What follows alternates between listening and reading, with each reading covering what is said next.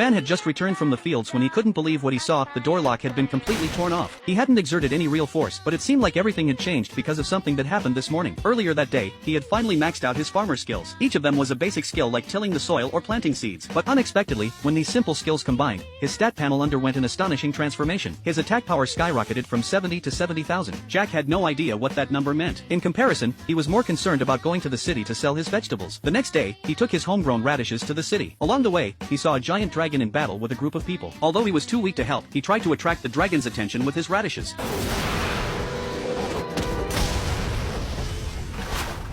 To his surprise, the radishes turned into intercontinental missiles, and the dragon was blown into pieces. The three warriors watching this were stunned, and Jack was also amazed, even doubting the authenticity of the dragon. When Jack entered the city, he saw a girl being kidnapped. He easily rescued her, but then hurriedly left. He had to get to the market to sell his vegetables. Just as he reached the city gates, he was stopped by the guards. At that moment, the girl appeared, claiming to be Princess Jenny, the first princess of the royal capital. She invited Jack to serve the royal family and promised him a high salary. Jack declined, but Jenny offered him 10,000 square meters of farmland, which caught his interest. At that point, three people walked up with a crystal. They said it had fallen from an S-rank forest dragon, but they hadn't been the ones to kill it. All they knew was that they had seen a carriage pass by. These details made Jenny think of Jack. While Jenny was lost in thought, Jack had already slipped away. Jenny didn't give up and decided to chase after him herself. However, she soon received bad news. A large group of monsters was approaching the royal capital. There were monsters from various races, and it was said that Smith, the commander of the Demon Legion, had launched the attack. It seemed he had realized the hero was dead. The executor suggested that the king and Jenny retreat first, so they quietly left during the night. However, they found themselves trapped in a dead end. As the king was preparing to turn back, the executor, who had remained silent until then, suddenly made his move.